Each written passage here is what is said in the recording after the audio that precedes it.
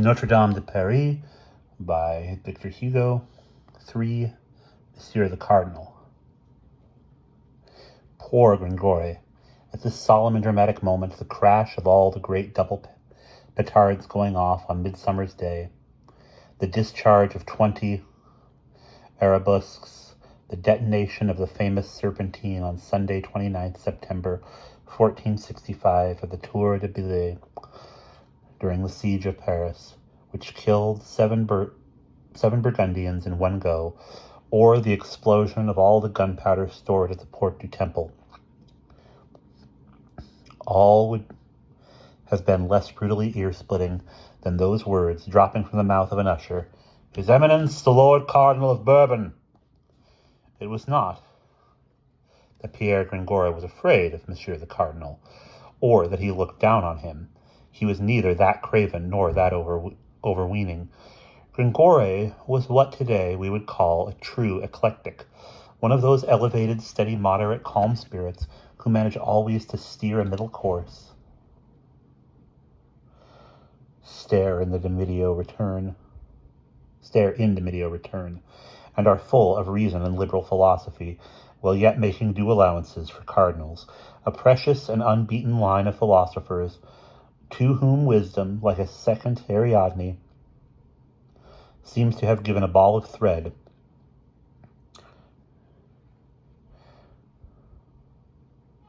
which they have been paying out through the labyrinth of human affairs since time began. They are to be found quite unchanging in every age, that is, ever in conformity with the times, quite apart from our Pierre Gringore, who could represent them in the 15th century if we managed to restore him to the celebrity he deserves. It was their spirit, for a certainty, that inspired Father Dubreuil when, in the 16th century, he wrote these subliminally innocent words, worthy of any century: "I am a Parisian by nation and a Parisian by speech, for Parisia in Greek signifies boldness of speech, the which I have employed even toward my lords the cardinals, the uncle and brother of the Prince of Conti, at all times representing their greatness without offending any person of their retinue, who are many." So there was no dislike of the cardinal, nor scorn for his presence, in the disagreeable impression this made on Pierre Gringore. Quite the reverse. Our poet was too sensible, and his tunic too shabby for him not to be especially anxious that many of the allusions in his prologue, and in particular the glorification of the Dauphin, who is the son of the Lion of France, should be caught by such a very eminent ear. But the noble nature of poets is not ruled by self-interest. Suppose the entity of a poet to be represented by the number 10, then it is certain that if a chemist analyzed or pharmacopolized it, as Rabelais would say, he would find it composed of 1 part self-interest to 9 parts conceit. But at the moment when the door had opened for the cardinal, Gringore's 9 parts conceit, swollen and tummified by the breath of popular admiration, were in a state of prodigious increase, beneath which the imperceptible molecule of self-interest we have just isolated in the make-up of poets had disappeared as if suffocated. It is, for all that, a precious ingredient, a ballast of reality and humanity, without which their feet would not touch the ground. Gringore reveled in the feeling, in seeing it, so to speak, fingering an entire assembly, admittedly of nobodies, but what did that matter? Which had been stunned, petrified, and as if asphyxiated by the inordinate speeches forever pouring forth from each participant in his epithalamium.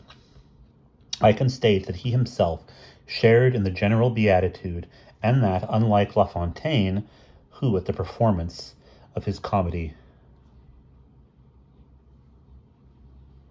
La Florentine asked what bumpkin wrote this rhapsody, Gringore would happily have asked his next-door neighbor, whose is this masterpiece?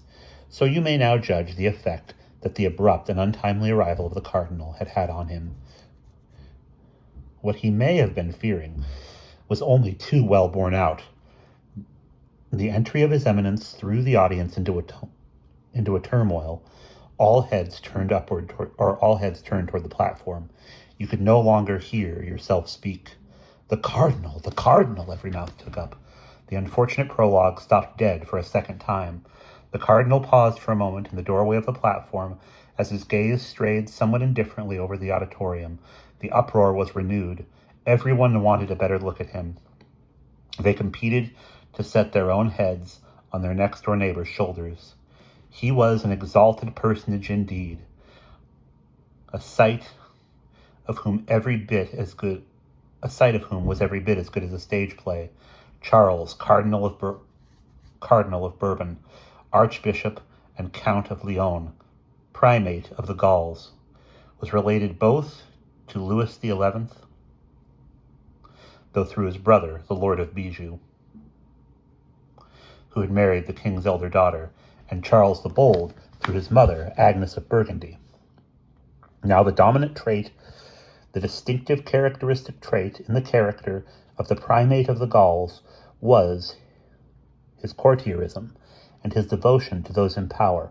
One can imagine then the countless difficulties that this double connection entailed, and all the temporal shoals between which his spiritual bark had to tack, so as not to be dashed to pieces, either on Louis or on Charles.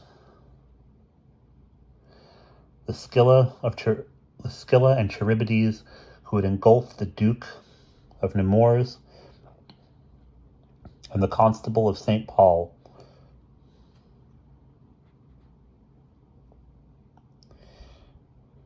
heaven be praised, he had survived the crossing pretty well and reached Rome without mishap. But although he was now in harbor, and precisely because he was now in harbor, he could never look back without anxiety on various hazards of his political life. For long, so full alarms of hardships.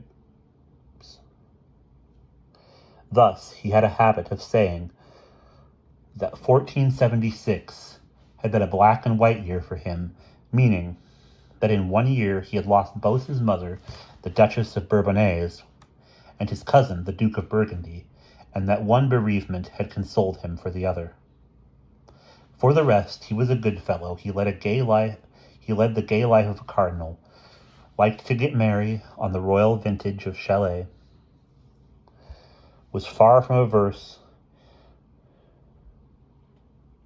to Ricard Lagemois and Thomas Lassillard, and bestowed alms on pretty girls rather than old women, for all of which reasons he was very popular with the commons of Paris.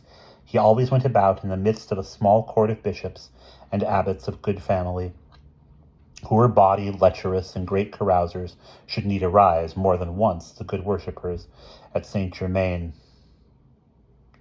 d'Auxerre had been shocked when passing of an evening beneath the lighted windows of the Bourbon mansion to hear the same voices they had heard chanting vespers during the day, intoning to the clink of glasses the Bacchic proverb of Benedict XII, the Pope who had added a third wreath to the papal tiara, "Let us drink papally." It was no doubt his justly acquired popularity which served him as he entered from any rude greeting from the crowd which a moment earlier had been so disgruntled and was little disposed on a day when it would be electing a pope to show respect to a cardinal. But Parisians nursed few grudges, and having in any case had their own way over starting the performance, the good burgesses had scored off the cardinal, and that was triumph enough. Monsieur the Cardinal of Bourbon, moreover, was a good-looking man who wore a very fine red robe, which looked very well on him, which is to say that the better half of the audience, the women, was on his side. It would certainly be unfair and in poor taste to jeer at a cardinal for keeping you waiting in the theater when he is a good-looking man and wears his red robe well. He made his entry, then greeted the spectators with a grandee's hereditary smile for the common people and walked slowly toward his scarlet velvet armchair, his thoughts seemingly on something quite else. His cortege, or what we would nowadays call his staff of bishops and abbots, burst onto the platform in his wake, and the turmoil and curiosity in the pit was redoubled. They all tried to point them out to one another, to put a name to them, to know at least one of them personally. With some it was the Bishop of Marseilles, Aladet, if I remember aright. With others, the first canon of Saint Denis. With others still, Robert de l'Espinaise, abbot of Saint Germain des Prés, and the libertine brother of one of Louis XI's mistresses. It was all as cacophonous as it was intricate. The students, meanwhile, were cursing. This was their day, their feast of fools, their Saturnalia, the annual orgy of the schools and the legal fraternity. On that day, depravity of every kind was a rite and something sacred. In the crowd, what was more, were such wild wantons as Simone Quatrelovers, Agnes Lagardine, and Robin Piedibot. On such a beautiful day, and in the excellent company of churchmen and whores, surely one could expect to relax and to swear and blaspheme against God a little, so they did not stint themselves. And in the midst of the hubbub, all these tongues, the tongues of students and clerks, held in check all the rest of the year by the fear of St. Louis's red-hot irons, were released in a terrifying cat's chorus of blasphemies and enormities. Poor St. Louis, how they insulted him in his own law courts. Each of them engaged one of the newcomers to the platform, either a black, a gray, a white, or a purple cassock. For, as Jonas Frollo de Molendino, he, as the brother of an archdeacon, had boldly taken the red one and was singing at the top of his voice, his insolent eyes fixed on the cardinal, a cope filled with wine. All these details, which have been laid here for the edification of the reader, were so drowned by the general uproar as to be erased before reaching the reserved platform. The cardinal would, in any case, have been little put out by them, so habitual had the license of the day become. What is more, he had something else to worry about, which, as his preoccupied expression showed, had been pursuing him closely, and had come onto the platform at almost the same time as himself. The Flemish embassy. He was no great politician, nor did he feel responsible for the possible consequences of the marriage between his cousin, Madame Marguerite of Burgundy, or his other cousin, Monsieur Charles, Dauphin of Vienna. It had troubled him how long the agreement patched up between the Duke of Austria and the King of France might last, or how the King of England might take this spurning of his daughter, previously engaged to Dauphin. And each evening he did honor to the wine of the royal vintage of Châtelet,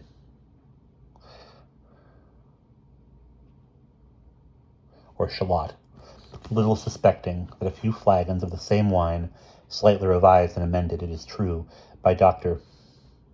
Cosseter, would be cordially presented by Louis XI to Edward IV, and would one fine morning rid Louis XI of Edward IV.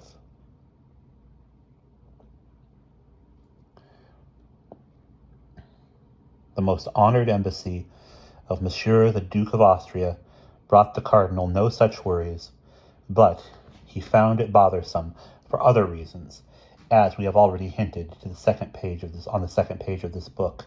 It was somewhat hard on him, Charles of Bourbon, to be obliged to welcome and entertain these men, or to welcome and entertain these mere burgesses, he, a cardinal, they, civic dignitaries, he, a Frenchman fond of the table, they, beer-swilling Flemings, and in public, moreover, it was truly one of the most irksome smiles he had ever had to force in order to please the king.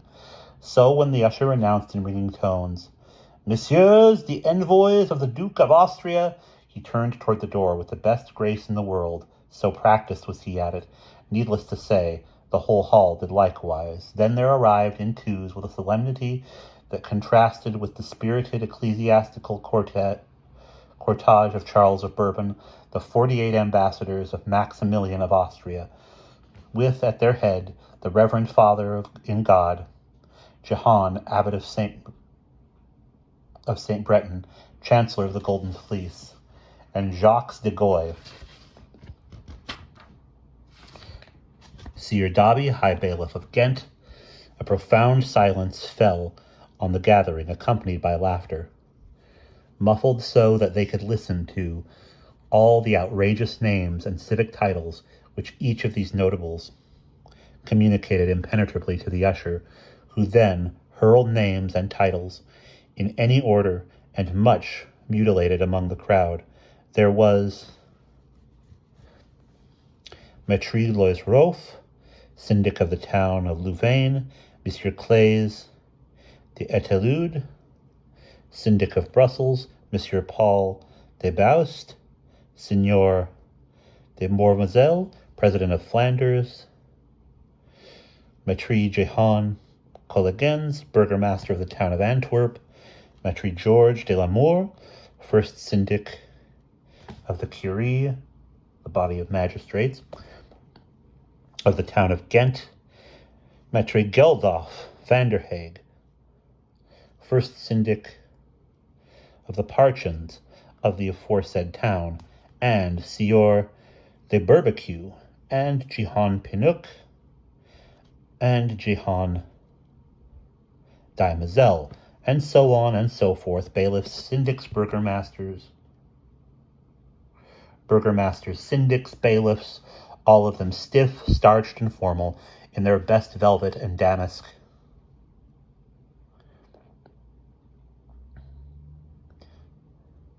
and carmagnole hoods of black velvet with huge tassels of gold thread from Cyprus, good Flemish heads, all of them, with stern and dignified faces of the same breed as those which stand out so grave and powerful against the black background of Rembrandt's Night Watch, personages, each of whose brows declared that Maximilian of Austria had been right fully to trust, as his manifesto put it, in their sense, valiance, experience, loyalty, and probity, with one exception. This was a sharp, intelligent, crafty face, a bit like a monkey's or a diplomat's, toward which the cardinal took 3 steps and gave a deep vow, yet whose name was simply Guillerme Rim, councillor of the pensionary of the town of Ghent. Few people then knew that Guillerme Rim was a rare talent who, in a time of revolution, would have shone brilliantly on the surface of events, but who, in the 15th century, was reduced to subterranean intrigue and to living in the saps, as the Duke of Saint Simon puts it. But he was esteemed by the leading sapper of Europe. He schemed on familiar terms with Louis XI, and frequently took a hand in the king's undercover activities, of all of which things the crowd was completely unaware, as it marveled at the cardinal's courtesies to this puny-looking Flemish bailiff. And that is the end of the 3rd section.